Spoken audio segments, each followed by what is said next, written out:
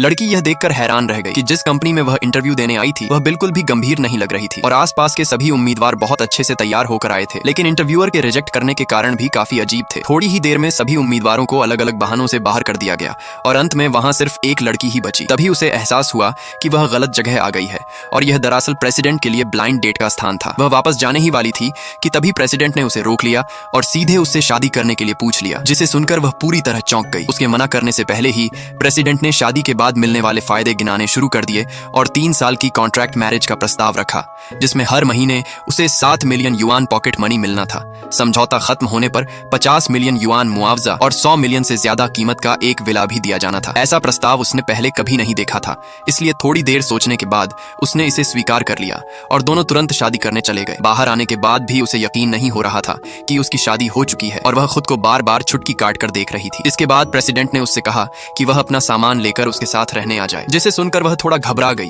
क्योंकि वह इसके लिए तैयार नहीं थी, लेकिन शादी और कॉन्ट्रैक्ट की वजह से उसे मानना पड़ा। जब वह अपना सामान लेने घर गई तो वहां उसके परिवार ने उसे अपमानित किया। उसके पिता का व्यवहार बहुत खराब था और उसकी मां की मौत के तुरंत बाद उसने दूसरी महिला को घर में ला दिया था, जिससे लड़की को हमेशा दुख झेलना पड़ा। उसका पिता चाहता था कि वह किसी और आदमी से शादी करे ताकि उसे बड़ी रकम मिल सके, लेकिन लड़की ने शादी का प्रमाण पत्र दिखाकर साफ कर दिया कि वह पहले ही शादी कर चुकी है और वहां से निकलने लगी। उसकी बहन ने उसे रोकने की कोशिश की और यहाँ तक कहा कि वह तलाक लेकर पिता द्वारा तय किए गए आदमी से शादी कर ले, लेकिन उसने मना कर दिया और अपना सामान लेकर घर छोड़ दिया। तभी प्रेसिडेंट की कार आई और उसे अपने साथ ले गई। इसके बाद उसकी जिंदगी पूरी तरह बदल गई और उसने अमीरों की जिंदगी को करीब से देखा। प्रेसिडेंट ने उसे कई महंगे ब्रांडेड बैग, गहने और भरपूर पॉकेट मनी दी, जिससे उसे लगा कि कॉन्ट्रैक्ट मैरिज शायद ऐसी ही होती है, लेकिन उसे यह नहीं पता था कि प्रेसिडेंट के दिल में उसके लिए असली भावनाएं थीं।